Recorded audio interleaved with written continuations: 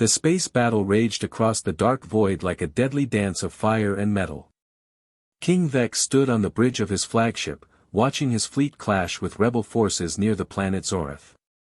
His 4 eyes tracked the movements of dozens of starfighters weaving between massive warships. Explosions bloomed in the darkness as ships traded deadly fire. "Father, I'm breaking through their left flank," came a familiar voice through his communicator. Princess Neera's fighter streaked past the bridge windows, her silver ship gleaming as it dove toward a cluster of enemy vessels. King Vex felt his heart skip. "Neera, fall back to formation.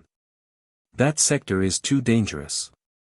"I can handle it," she replied, her voice filled with the confidence that made her the best pilot in the royal fleet. The king watched as his daughter's fighter spun through a maze of laser fire. She was magnificent, just like her mother had been. 3 enemy ships moved to intercept her, their weapons charging with deadly light. Neera rolled her fighter to avoid the first blast, then fired her own weapons. 1 enemy ship exploded in a shower of sparks. 2 more coming from above, warned her wingmen. Neera pulled her ship into a steep climb, but the enemies had set a trap. More rebel fighters appeared from behind the disabled freighter. They opened fire all at once. The king gripped the railing of his bridge as he watched laser bolts surround his daughter's ship. "Shields failing," Neera reported. Her voice stayed calm, but the king could hear the strain. "I'm taking heavy damage." "Help is coming," King Vex ordered his fleet. "All ships, protect the princess." But it was too late. A massive energy blast struck Neera's fighter directly. The ship's shields collapsed in a shower of blue sparks. Another hit sent her spinning toward the planet below. The king watched in horror as his daughter's ship became a falling star, leaving a trail of smoke as it disappeared into Zoreth's atmosphere. "Neera! Respond!" The king's voice cracked with fear. Only silence answered him. "Track her descent," King Vex ordered his crew. "Find the crash site." "Sir, long-range sensors show impact in Sector 7, reported the navigation officer. The radiation storms in that area are making it difficult to get a clear reading." King Vex stared at the planet below. Zoreth was a wasteland world, covered in toxic storms and filled with dangerous creatures. Even his advanced technology would have trouble surviving there for long. His daughter's ship was tough, but it had taken massive damage before the crash. "Prepare a rescue team," he commanded. "I want my daughter found." The first rescue team launched within an hour. King Vex watched their ships disappear into the planet's swirling clouds. He paced his bridge like a caged animal, waiting for word. Hours passed without contact. When the team finally returned, their leader's face was grim. "We found pieces of the wreckage, Your Majesty," the rescue captain reported. "The ship broke apart on impact. The radiation levels are extreme. We could not get close enough for a proper search." "Then get better equipment and try again," the king snapped. The second rescue team had stronger shields and better sensors. They spent 3 days combing the crash site. They found more wreckage scattered across several kilometers, but no sign of Princess Neera. The team leader presented the king with a fragment of the princess's flight suit, torn and burned. "I'm sorry, Your Majesty," she said. "No one could have survived that crash." King Vex held the fabric in his hands. It still carried his daughter's scent. "Send another team." "Sir, we've searched everywhere." The ship was completely destroyed. If the princess survived the initial impact, the radiation would have finished her within hours. "It's been 5 days now." The king's advisors nodded sadly. They had seen the wreckage reports. The crash site looked like a meteor had struck. Nothing could have lived through that destruction. But King Vex refused to accept it. "One more team," he demanded. "Use the deep scanners." The third rescue mission lasted a full week. They brought the most advanced equipment in the royal fleet. They scanned every rock and crater within 50 kilometers of the crash site. They found pieces of the ship's hull, fragments of the cockpit, and even part of the navigation computer. But they found no trace of Princess Nira herself. The evidence suggests she was thrown clear of the ship before impact, the team's scientist explained. But the radiation storms and predators in this area make survival impossible. We must conclude that Princess Nira is dead. King Vex felt something break inside his chest. His only daughter, his pride and joy, was gone. He had lost his wife to disease 5 years ago. Now Nira too was taken from him. The war with the rebels suddenly seemed meaningless. What was the point of ruling an empire if he had no family to share it with? Withdraw all teams, he ordered quietly. We will hold a memorial service when we return home. The royal fleet departed Zoratha's orbit, leaving the planet to its storms and silence. King Vex stood alone in his quarters, holding his daughter's torn flight suit. Outside his window, the stars looked cold and empty. But far below on the planet's surface, something was stirring in the wreckage field. Tom wiped sweat from his forehead as he piloted his salvage ship through Zoratha's lower atmosphere. The radiation was making his instruments go crazy, but that was normal for this planet. Radiation also meant that most ships avoided this place, which made it perfect for his line of work. Where others saw danger, Tom saw opportunity. He was a human salvage operator, one of the few willing to work in the galaxy's more dangerous sectors. While other species had fancy ships and advanced technology, humans had something different. They had the stubborn refusal to quit when things got tough. That trait had kept Tom alive in places that would kill most other beings. His scanner beeped as it detected metal below. Tom grinned. Metal meant ship parts, and ship parts meant money. He guided his vessel down through the clouds, following the signal. As he broke through the storm layer, his eyes widened. Scattered across the rocky ground was the wreckage of something big. Not a cargo hauler or mining ship, but a military fighter. The design was sleek and advanced, clearly from one of the major alien empires. Tom had never seen anything quite like it. Well, he muttered. What do we have here? He landed his ship a safe distance from the wreckage and suited up. The radiation levels were high but not deadly, at least not for short periods. Tom's suit could handle it for a few hours. He grabbed his tools and scanner, then headed out to investigate. The fighter had hit hard. Pieces of hull were scattered across several hundred meters. Tom walked among the debris, his scanner clicking as it analyzed the alien metals. This was military-grade stuff, worth a fortune on the black market. But something felt wrong about this scene. Most crashes this violent left organic remains. Tom had salvaged enough wrecks to know what to look for. But his scanner wasn't picking up any biological traces. Either the pilot had been vaporized completely, or they had survived the initial impact. Tom followed a trail of smaller debris toward a cluster of rocks. His scanner started beeping faster. Something was giving off a strong energy signature from behind the boulders. He climbed over the rocks and found himself staring at an intact escape pod. The pod was clearly alien technology, smooth and oval-shaped. Its surface was covered in strange symbols that glowed faintly. Tom approached carefully. The pod systems were still running, though they looked damaged. He peered through a small window in the side. Inside lay an alien being unlike anything Tom had ever seen. She was humanoid in shape but clearly not human. Her skin had a silver-blue tint, and she was taller and more slender than any human. Most striking were the 4 arms and the intricate patterns that covered her skin like natural tattoos. She was unconscious and badly injured. Blood seeped from wounds on her head and chest. The pod's life support systems were flashing warning lights. Tom's scanner indicated that the power cell was nearly drained. In another few hours, the life support would fail completely. Tom stared at the dying alien and felt something twist in his stomach. He should walk away. This wasn't his problem. The being was clearly military, probably from one of the empires that barely tolerated humans. Getting involved could bring him nothing but trouble.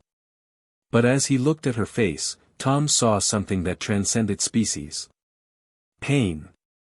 Fear. The universal expression of someone who didn't want to die. His human conscience wouldn't let him walk away. "Okay, girl," he said softly. "Let's see what we can do for you." Tom spent the next hour studying the pod systems. The technology was far beyond anything humans possessed, but the basic principles were the same. Life support meant air, temperature control, and medical monitoring. Tom's years of working with salvaged equipment had taught him to understand systems even when he couldn't read the language. The alien's condition was getting worse. Her breathing was shallow, and the medical displays showed critical warnings. Tom made a decision that would change both their lives. He began the dangerous process of moving her from the failing pod to his own ship. The transfer took 2 hours. Tom had to improvise connections between alien and human technology. He used spare parts from his ship's medical bay to supplement the pod's failing systems. It wasn't pretty, but it worked. The alien's vital signs stabilized just as the pod's power finally died. Back on his ship, Tom rigged a makeshift medical station in his cargo bay. He didn't understand alien biology, but he knew trauma when he saw it. He cleaned her wounds as best he could and used his ship's scanners to check for internal injuries. The results weren't encouraging.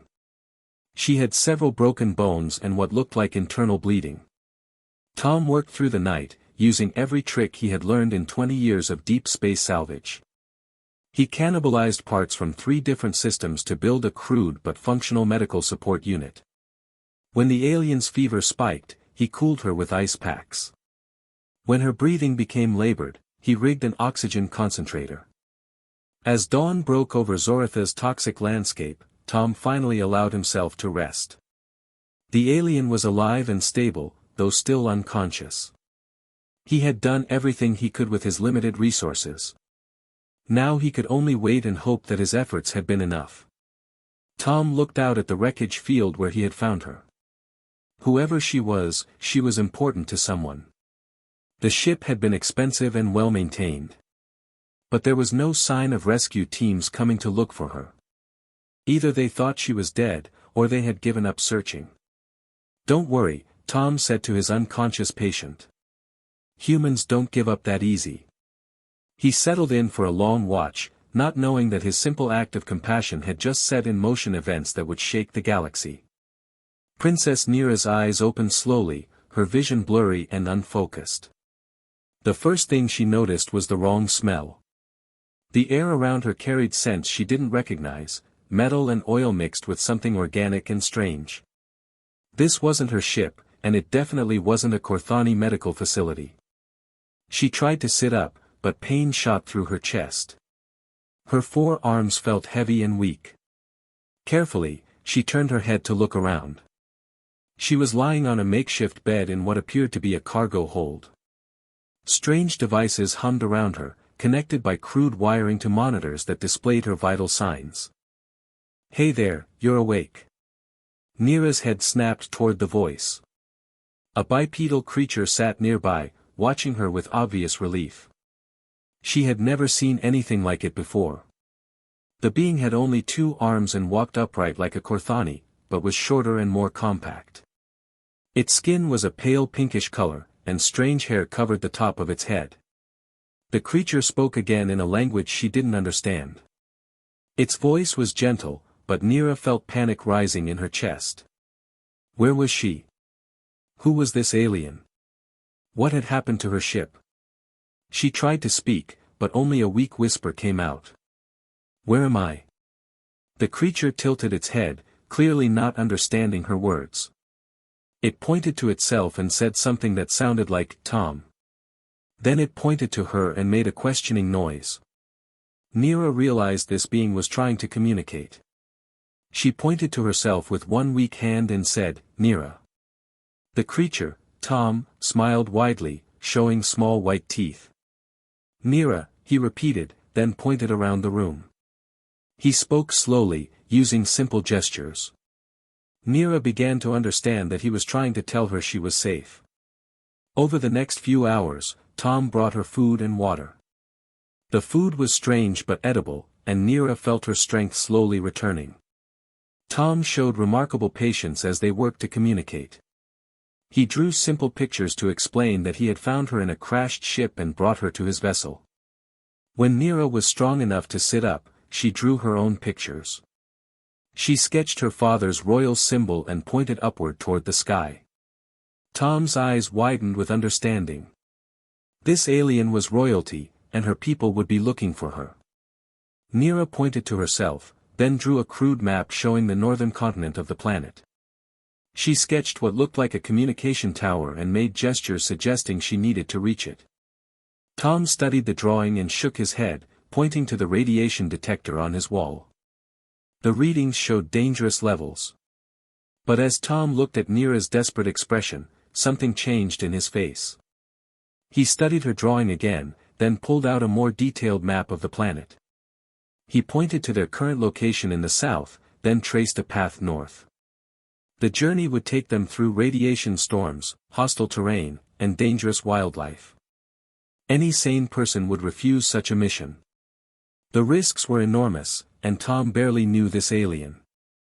But humans possessed something that most other species had lost over millennia of technological advancement, the inability to ignore someone in need.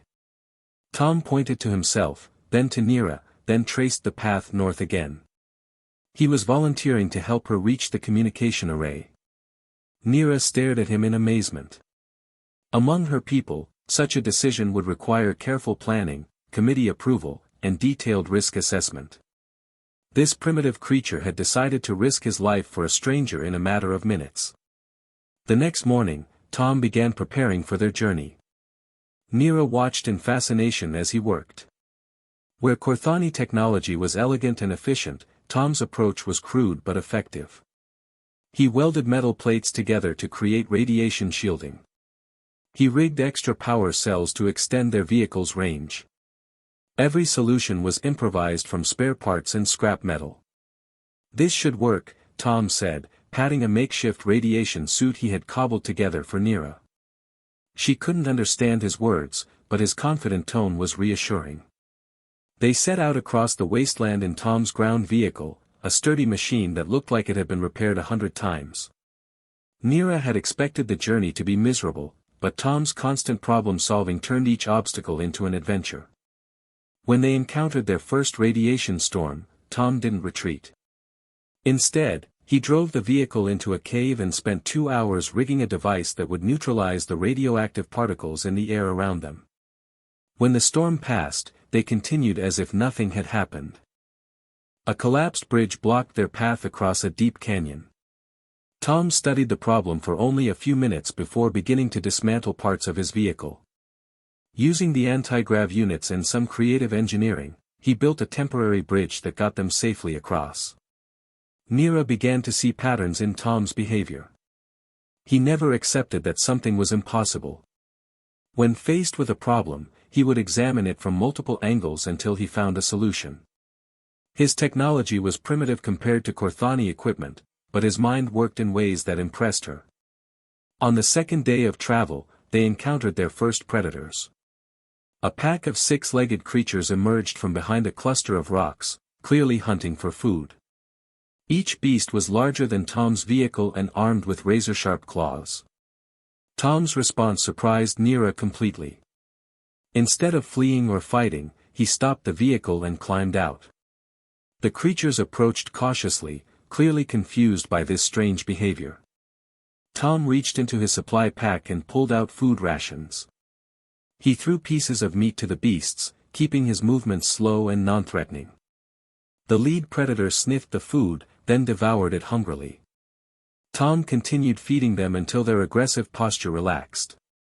Within an hour, the pack was following their vehicle like trained pets. Tom had solved a deadly threat using nothing but patience and understanding of animal behavior. Incredible, Nira whispered in her own language. Her people would have used energy weapons or force fields to deal with such creatures. Tom had turned enemies into allies using only kindness. On the third day, their luck ran out. A rebel patrol spotted their vehicle crossing an open plain. 3 armed ships descended from the clouds, their weapons charging with deadly energy. Tom's ground vehicle had no military shields or weapons. They were completely defenseless. But Tom didn't panic. He studied the approaching ships for a few seconds, then made a sharp turn toward a cluster of rocky pillars. Nira couldn't understand his plan until she saw him reach for a device she recognized, demolition charges for mining operations. As the rebel ships moved in for the attack, Tom drove straight toward the base of the largest rock pillar. At the last second, he triggered the explosives. The massive stone column toppled, crashing down across the path behind them. The falling rocks created a barrier that forced the rebel ships to take a longer route around. Tom used those precious minutes to guide their vehicle into a maze of canyons where the larger ships couldn't follow. His knowledge of human military tactics, learned from studying historical battles, had saved their lives. He had turned their weakness into an advantage by using the terrain against their enemies. Nira realized she was witnessing something remarkable. This human possessed no advanced technology or superior firepower. He survived through pure determination and creative thinking. Her people had grown dependent on their sophisticated equipment. They had forgotten how to adapt and improvise. That evening, as they camped in a hidden cave, Nira attempted to communicate her gratitude. She pointed to Tom, then to herself, then made gestures indicating protection and safety. Tom seemed to understand and simply nodded, as if risking his life for a stranger was the most natural thing in the universe. Nira studied his face in the firelight. Among her people, such selfless behavior was almost unknown. Citizens served the empire, but personal sacrifice for outsiders was considered foolish. Yet this primitive being had committed himself completely to helping her, expecting nothing in return. As Tom worked to repair damage their vehicle had sustained during the escape, Nira made a decision that would change how she viewed the universe. She began teaching Tom basic words in her language, while learning his in return. If they were going to reach the communication array, they needed to work together more effectively. Tom proved to be a quick learner. Within hours, he could communicate basic concepts. More importantly, he began teaching Nira about human thinking. He showed her how to see multiple solutions to every problem. How to use limited resources in creative ways. How to turn disadvantages into advantages through clever planning. By the time they made camp on the 4th night, Nira understood that she wasn't traveling with a primitive savage. She was learning from a master of adaptation and survival. Tom's people might lack advanced technology, but they possessed something far more valuable, the refusal to accept defeat. As she watched Tom prepare for another day of dangerous travel, Nira realized that her father and the entire Korthani Empire had underestimated humanity. These beings weren't primitive creatures struggling to survive. They were natural problem solvers with an indomitable spirit. Tomorrow they would reach the communication array. Nira would contact her father and arrange for rescue. But she had already decided that Tom would not be forgotten. The galaxy needed to learn what humans were truly capable of. The question was whether her father would listen when she told him that their greatest allies might be the species they had always ignored. The communication array stood like a metal giant against the gray sky of Zoratha's northern continent. Tom parked his battered vehicle behind a cluster of rocks and studied the structure through his scanner. The tower was massive, easily 100 meters tall, with dishes and transmitters covering every level. "There it is," Tom said, pointing toward the array. Over the past few days, he and Nira had developed enough shared vocabulary to communicate basic ideas. Nira nodded, relief flooding her features. "Home signal," she said in her careful attempt at his language. She pointed to the tower, then to the sky, making a gesture that Tom understood meant calling her father. But their celebration was short-lived. Tom's motion detector started beeping urgently. 3 vehicles were approaching from the east, rebel patrol units that had been hunting them since yesterday's canyon escape. "Trouble coming," Tom said grimly. He checked his weapon, a simple energy pistol that would be useless against military-grade armor. Nira studied the approaching vehicles through Tom's scope. Her expression grew determined.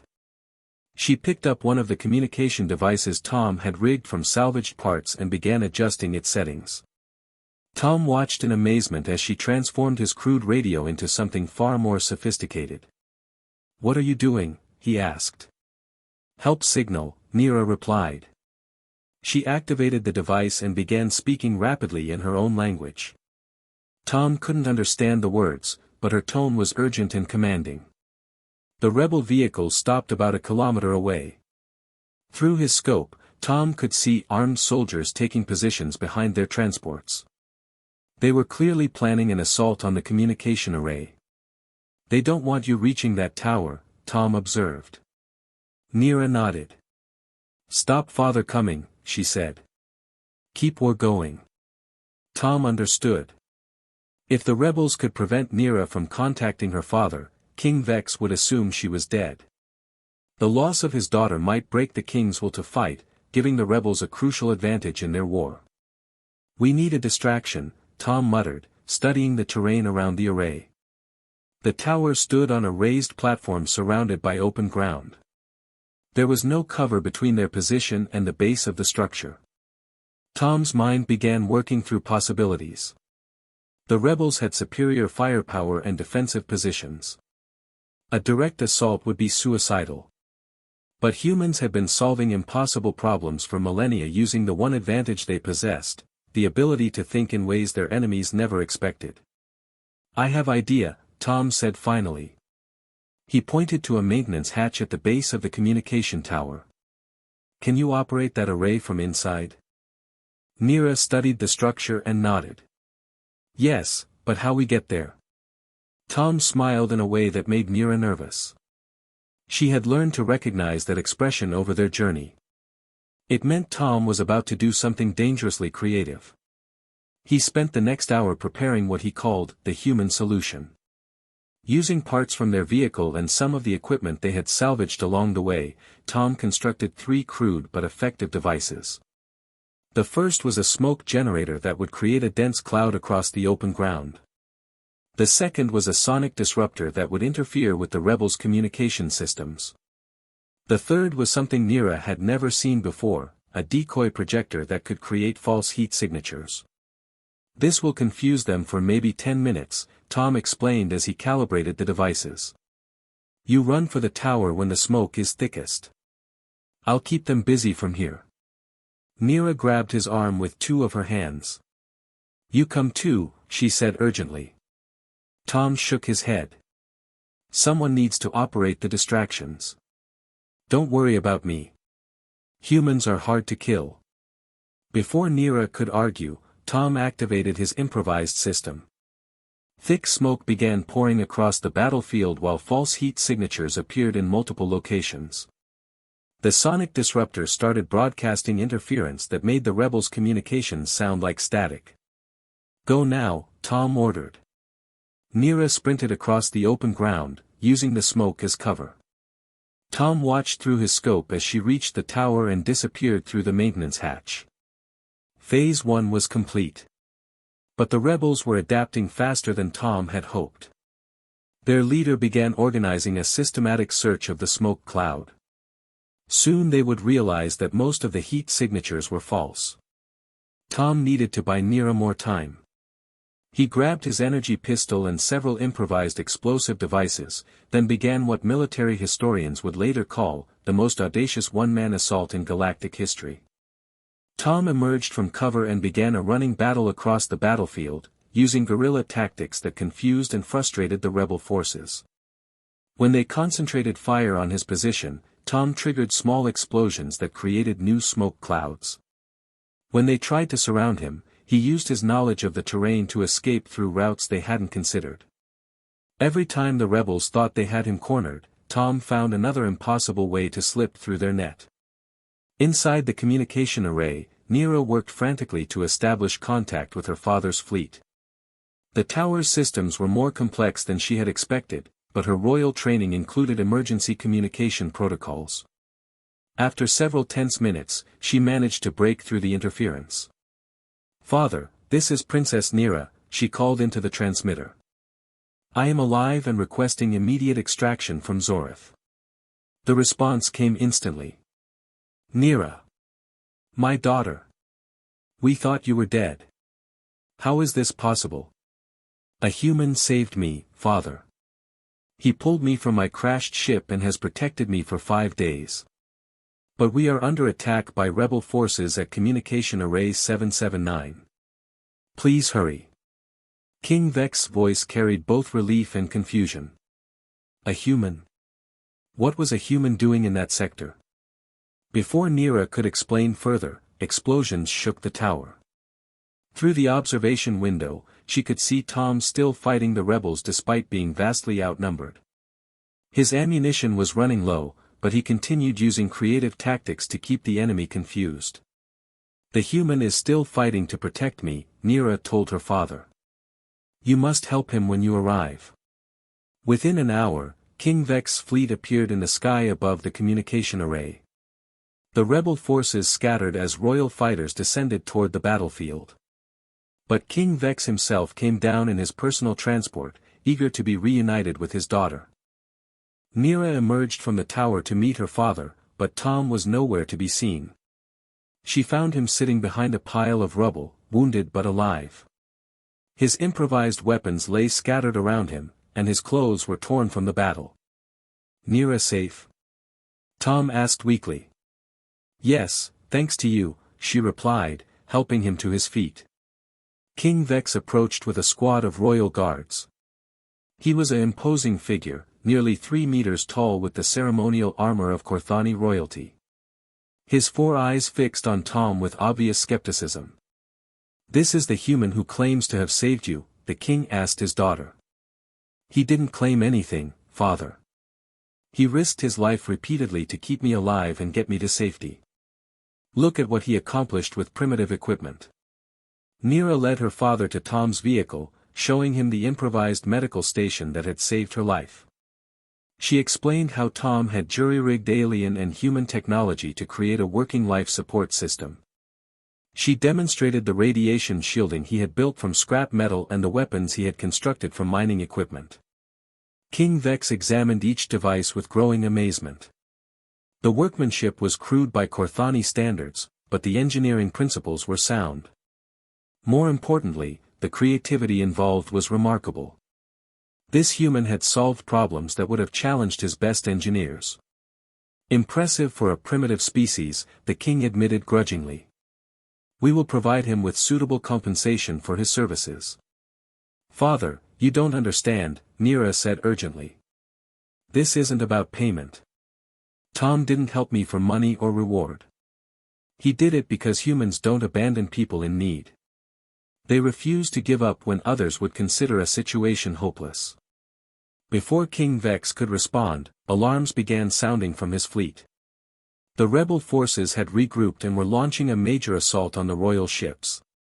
Enemy vessels poured out of the asteroid field where they had been hiding, overwhelming the king's escort. Your Majesty, we need to withdraw, reported the fleet commander through the communication system. We're outnumbered 3-1. Tom listened to the tactical reports with growing concern. His understanding of Korthani language was limited, but the tone made the situation clear. He studied the battle data on King Vex's portable display, recognizing the tactical symbols from his study of military history. Bad position, Tom said, pointing to the screen. Enemy has advantage. King Vex looked at him with surprise. You understand military tactics? Tom nodded. Humans study war. Learn from old battles. He traced patterns on the display, showing how the rebel formation was designed to trap the royal fleet. The human is correct, confirmed the fleet commander. They're using a pincer movement to prevent our escape. Tom studied the display more carefully, his mind working through possibilities. Human military history was filled with examples of smaller forces defeating larger ones through unconventional tactics. The rebels expected the Korthani to fight using standard procedures. They weren't prepared for someone who thought outside traditional patterns. I have idea, Tom said slowly. Very dangerous, but might work. He outlined a plan that made King Vex's guards exchange worried glances. Tom proposed to pilot a small fighter directly at the rebel flagship. The ship would be loaded with explosives and programmed to detonate against the enemy's shield generators. The blast would create a gap in their defenses, allowing the royal fleet to break through the encirclement. "That's suicide," King Vex said bluntly. "No pilot could survive that mission." "Human might," Tom replied calmly. "We very hard to kill." Nira grabbed her father's arm. "You can't let him do this. He's already risked everything to save me." But Tom was already walking toward the nearest fighter. "Nira safe now," he said. "My job finished. But your people need help too." King Vex watched in amazement as Tom climbed into the cockpit of an advanced Corthani fighter. The human had never flown anything more sophisticated than his salvage ship, but he was willing to attempt a mission that even experienced pilots would refuse. "Why?" the king called out. "Why would you sacrifice yourself for people you barely know?"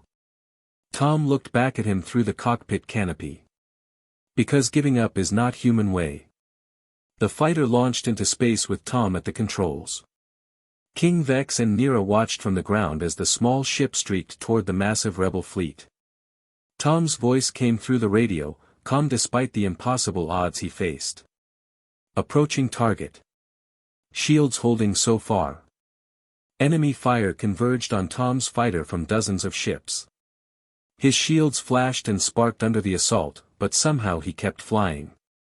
Using techniques no Corthani pilot would attempt, Tom spun and weaved through the defensive fire like he was threading a needle. "Impossible," breathed the fleet commander. "How is he avoiding all those weapons?" Tom's fighter reached the rebel flagship and detonated in a brilliant explosion. The blast tore a massive hole in the enemy ship's shields, just as he had predicted. King Vex's fleet immediately exploited the gap, breaking through the rebel formation and escaping to safety. But Tom's ship was gone. King Vex stood in silence, staring at the empty space where the human's fighter had been. This primitive being had just saved his entire fleet through sheer determination and tactical brilliance. No Corthani would have attempted such a mission. No other species in the galaxy possessed that combination of creativity and reckless courage. "Father," Nira said quietly, "we have to find him. His ship was destroyed, daughter. No one could survive that explosion. You said the same thing about my crash. But humans are very hard to kill." King Vex ordered his ships to scan the debris field. After an hour of searching, they found Tom's escape pod drifting among the wreckage. The pod was barely functioning, its life support systems failing, but Tom was alive inside. As the royal medical team worked to save Tom's life, King Vex made a decision that would reshape galactic politics. He declared Tom the first human ambassador to the Corthani Empire and offered humanity a full alliance treaty. "Your species has something we had forgotten," the king told Nira as they watched Tom recover in the medical bay. "The refusal to accept defeat. We could learn much from humans." Nira smiled. "Tom taught me that the greatest strength isn't technology or weapons. It's the willingness to keep fighting when all hope seems lost. That's what makes humans special." Tom opened his eyes and saw King Vex standing beside his bed. "Mission successful?" he asked weakly. "More successful than you know," the king replied. "You've just changed the course of galactic history." Tom managed a tired smile. "Good. Humans like making friends." King Vex looked out at the stars and realized that humanity's greatest gift to the galaxy wasn't their technology or their weapons. It was their unbreakable spirit and their refusal to abandon anyone who needed help. In a universe full of advanced civilizations that had forgotten how to hope, humans represented something precious and irreplaceable. The war would end within months, not through superior firepower, but through the alliance between species that complemented each other perfectly. The Corthani provided technology and organization, while humans contributed innovation and determination. Tom became the bridge between their civilizations, proving that sometimes the most important victories came not from those who refused to surrender, but from those who refuse to let others face their battles alone.